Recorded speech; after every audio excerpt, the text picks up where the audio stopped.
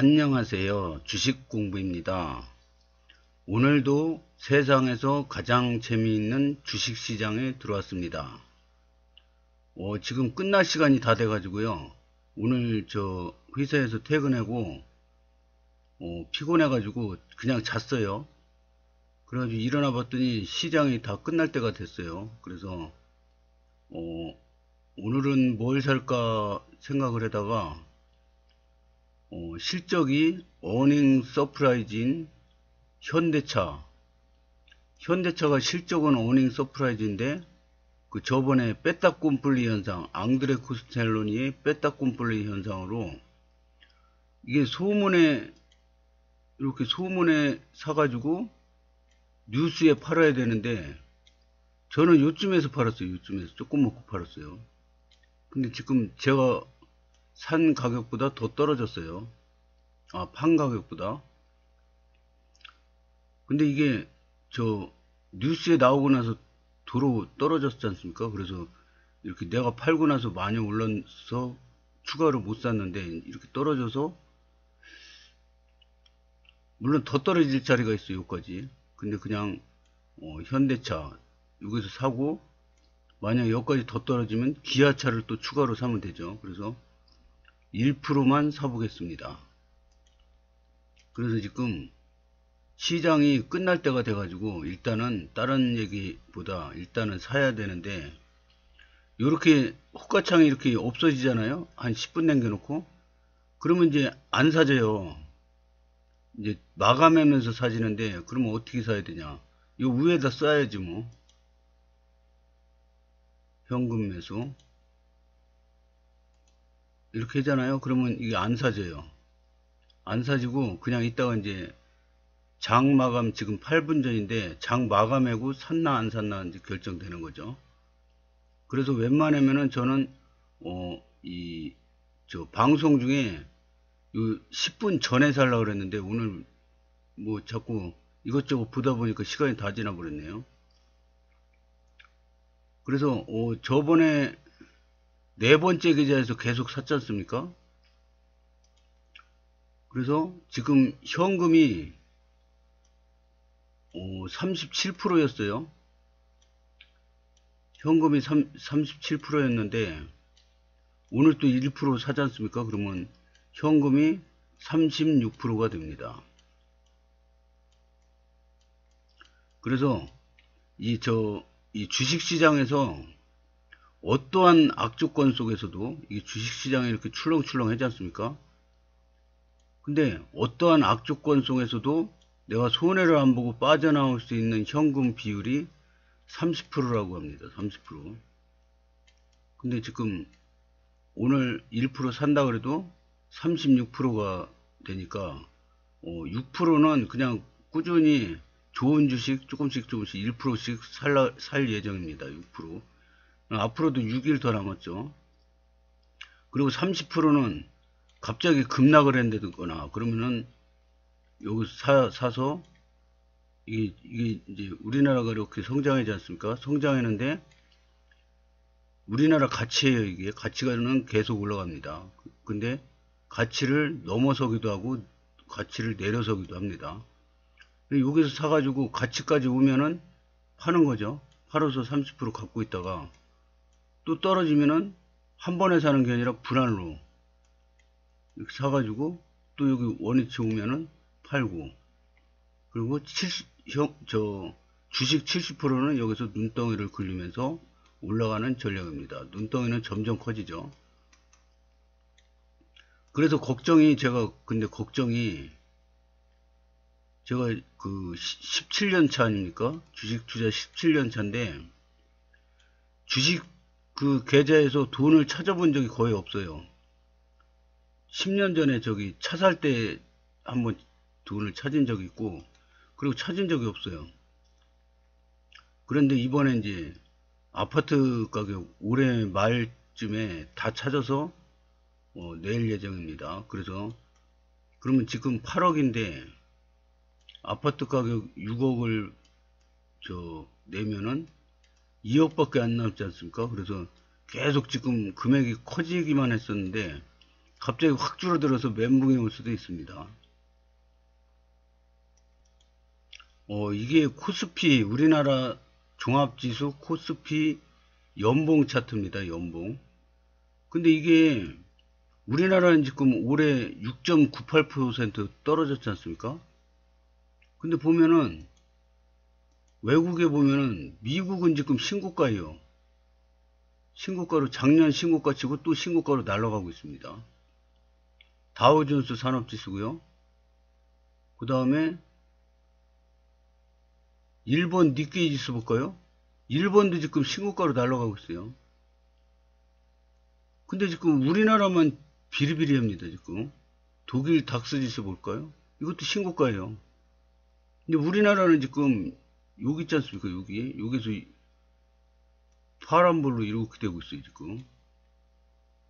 그래서 이거 뭔가? 그러면 선진국만 날아가고 우리나라는 왜 떨어지지? 우리나라도 나중에 올라갈 거라고 봅니다. 근데 아마 북한 리스크 뭐 이런 것 때문에 그렇지 않을까. 투자자들이 꺼리는 거죠. 외국 투자자들이 북한이 맨날 핵실험하고 막 그냥 미사일 쏘고 막 그러니까 불안하니까 저 나라는 걸르고 다른 나라 좋은 나라 많은데 뭐 굳이 위험한 저 나라에 투자를 해놔 그래가지고 외국 자금이 좀 빠져나가는 것 같습니다. 근데 결국에는 우리나라도 펀더멘털이 좋기 때문에 결국엔 올라갈 거라고 봅니다.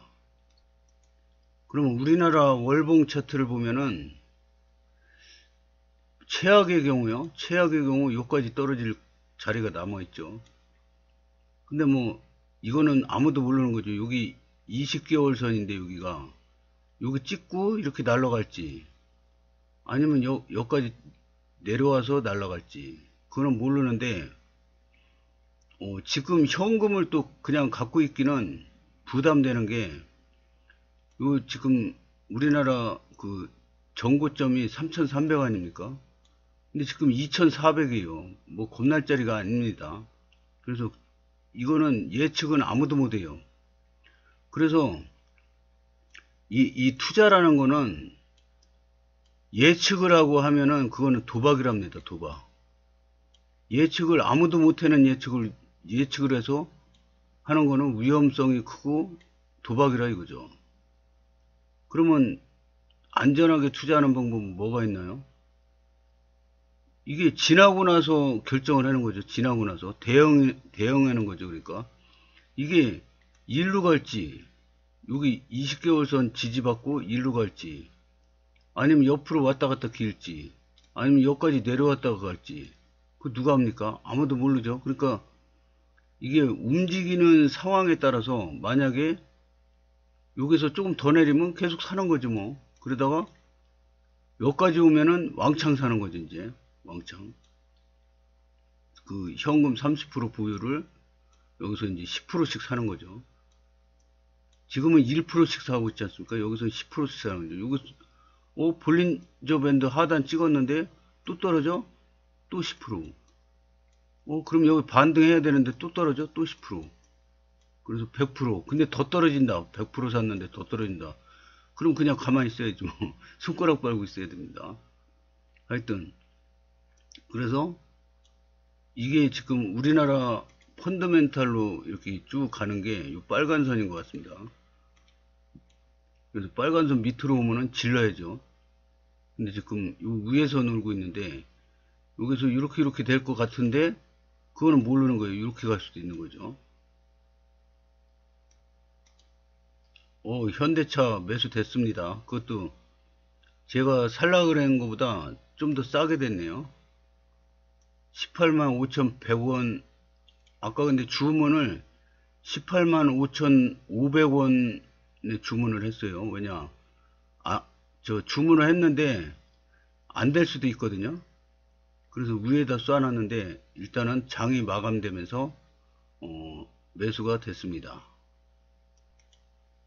이게 여기 네 번째 계좌에 요새 계속 샀지 않습니까? 삼성 SDI, GS 리테일, 삼성생명, 하나투어, KB금융 이렇게 샀는데 이게 8,600만 원어치 샀지 않습니까? 근데 추정자산 보니까 8,900밖에 안 돼요. 그러면 얼마 남은 거예요? 한 300밖에 안 남았는데 그래서 이건 냅두고 마지막 계좌, 6번째 계좌로 들어갔더니 오늘 사가지고 5천만 원인데 추정자산은 1억 2,300이에요. 그러니까 여기는 현금이 아직 넉넉합니다. 그래서 현대차 오늘 43주 800만 원어치 샀습니다. 795만 5천 원. 이게 갑자기 밑에서 싸게 사지니까 800이 약간 안 되네요. 현대건설을 3천만 원어치 샀는데 이거 왜 안 오르는 거예요 도대체? 현대건설은 완전 바닥을 팍팍 끼고 있습니다. 이게 근데 현대건설 호재 한번 터지고 날아가기 시작하면 이거 못 잡습니다. 이렇게 날아갈 때는 겁나서 못 사요. 그래서 이런 때 사갖고 묻어두면은 이게 최저가지 않습니까 지금? 그러면 손해는 안 볼 겁니다 아마. 그렇다고 현대건설이 국내 1위 건설사인데 부도날 일도 없고요. 그런 소문이 돌더라고요. 현대건설도 부도날 수도 있다 아마 뭐 그런 소문이 돌더라고요.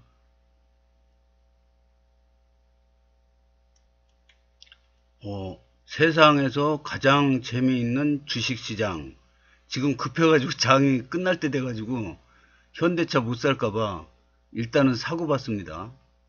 근데 오늘의 제목은 어닝 서프라이즈 현대차 매수입니다. 소제목은 이쁜 짝꿍님은 주식 안 한답니다입니다. 이게 사람 마음이 똑같은 사람인데요. 먼저 얘기한 게 있지 않습니까? 똑같은 사람인데 만약에 제가 길을 가다가 화장실이 급해요. 근데 주변에 화장실이 안 보여요. 그럼 환장하죠. 막 진땀 삐질삐질 납니다. 그래서 제발 화장실 좀 보이면 소원이 없겠다 막 그럽니다. 근데 그 간절한 소망이 이제 화장실 발견했어요. 그래서 갔다가 시원하게 배설하고 나오면은 요때 사람하고 요때 사람하고 같은 사람인데 틀립니다. 이 간절한 게 딱 풀리면은 또 이제 딴 거 바르게 되죠. 그래서 저도 그 이쁜 짝꿍님 근처도 못 간 게 2달도 넘었어요. 한 2달 반 정도 됐나? 그렇게 근처도 못 가게 막 그러고 막 무슨 내가 무슨 범죄자나 무슨 전염병 환자처럼 근처도 못 오게 하고 막 그랬었는데 어느 날 기적같이 이쁜 짝꿍님이 먼저 인사를 하더라고요. 그러더니 카톡도 보내왔어요. 카톡도 그동안 서운하게 해서 뭐 미안하다 이런 식으로 카톡이 왔어요. 그리고 좀 그 사정 얘기도 하더라고요. 그래서 굉장히 고마웠습니다. 그 일에다가 뭐 맛있는 것도 주고 막 그래가지고 굉장히 좋았는데요. 저는 인사만 하고 지내는 걸로 소원이 없었어요. 근데 요새는 인사도 만나면 하고 같이 혹시 일하게 되면 또 얘기도 많이 합니다.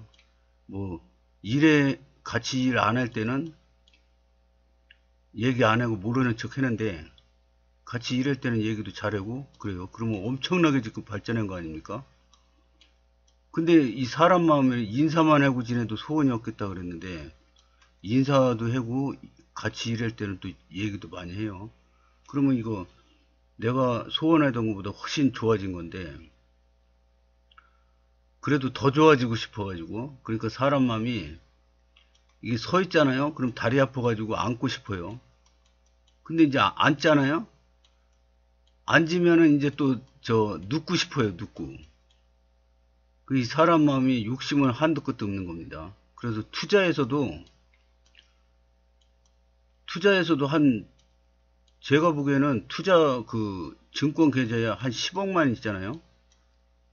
10억만 있으면은 우리나라 1% 안에 듭니다. 상위 1% 안에. 증권 계좌에 10억이 있으면. 그러면은 1년에 10%씩만 수익 내도 죽을 때까지 연봉 1억이거든요. 제가 좋아하는 워라벨 집안에서 어디 내가 귀찮아서 나가기 싫다 그러면은 팬티바람으로 둥글둥글 하면서 죽을 때까지 연봉 1억. 뭐 연속극도 시컷 보고 뭐 좋아하는 영화도 시컷 보고 그리고 직장 안 나가도 되고 싫어하는 사람 안 만나도 되고 겨울에는 내복바람으로 뒹굴뒹굴, 여름에는 팬티바람으로 뒹굴뒹굴 하면서 죽을 때까지 연봉 1억. 이거면은 충분하지 않습니까? 사는데. 근데 꼭 저기 자산이 막 100억, 1000억 되는 사람이 무리하게 투자에다가 깡통 쳐가지고 자살하고 막 그런 뉴스 나오지 않습니까? 2008년 요 금융위기 때도, 어디 갔어? 2008년. 요 금융위기 때도 독일의 그 12부자가, 독일에서 12부자면 어마어마하지 않습니까? 세계에서는 아마 0.00001일 겁니다, 아마. 근데 이 사람이 선물 옵션 투자에다가 다 까먹고 빚만 잔뜩 남아서 자살했답니다. 그래서 나 이런 거 보면 이해할 수가 없어요.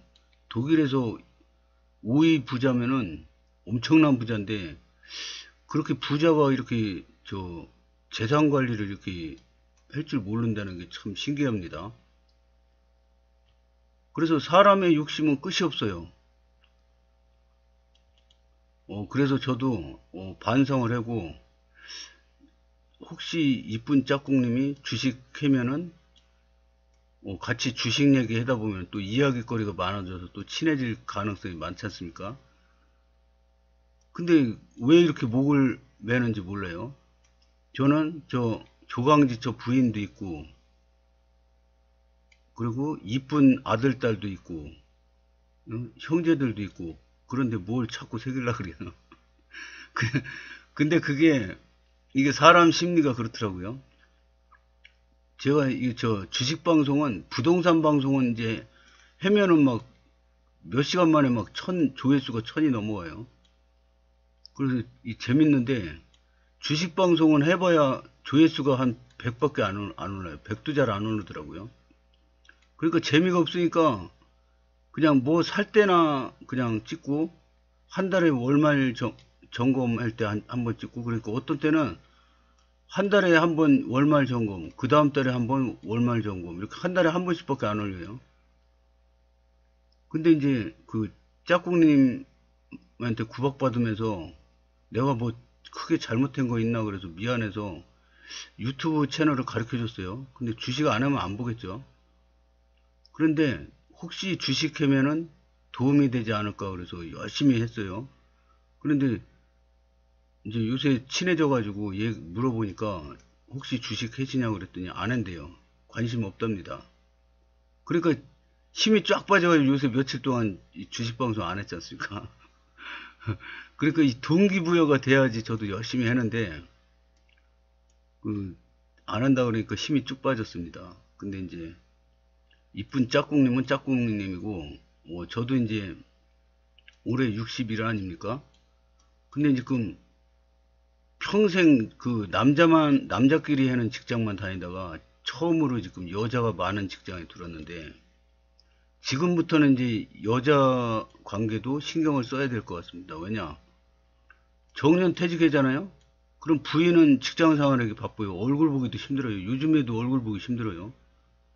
그러면 저도 저 나름대로 인생을 즐기면서 살아야 되는데, 물론 이제 부인하고 시간 맞을 때는 부인하고 같이 재밌게 지내야죠. 이번 주 일요일도 이제 부인하고 고기 먹으러 가자고 약속을 잡았는데요. 그래서 이번 주 일요일 날 그래서 월차를 냈는데요. 그래서 부인하고 같이 시간이 맞으면 같이 재밌게 지내고, 그리고 부인이 바쁜데 맨날 부인 보고 징징거릴 수 없지 않습니까? 나랑 놀아줘 그리고 징징거리면은 부인도 자기 인생이 있는데, 하고 싶은 거 있는데 나만 바라볼 수는 없지 않습니까? 능력 있는 부인인데. 그래서 저도 어디 노인복지관을 가든 뭐 어디를 가든 이쁜 할머니들 꼬실 실력은 있어야 되지 재밌게 지낼 거 아닙니까? 그래서 여기 회사 다니면서 여자들한테 어떻게 하면 인기 있나, 어떻게 하면 이쁜 할머니 꼬실 수 있나, 이런 거 연습을 많이 하려고 그럽니다. 지금부터 공부도 많이 하고요. 이 유튜브 채널 보면은 뭐 여자의 마음을 뭐 어떻게 하면 어떠면 어떠고, 나를 좋아하면 어떤 신호를 보내고, 뭐 이런 거 재밌더라고요. 엄청 재밌더라고요. 그래서 이 세상에는 주식도 재밌지만 맨날 쌀밥만 먹고 살 수는 없지 않습니까? 보리밥도 먹고 싶고 회도 먹고 싶고 막 그렇지 않습니까? 그래서 또 다른 즐거움을 이렇게 찾아가려고 하기로 했습니다.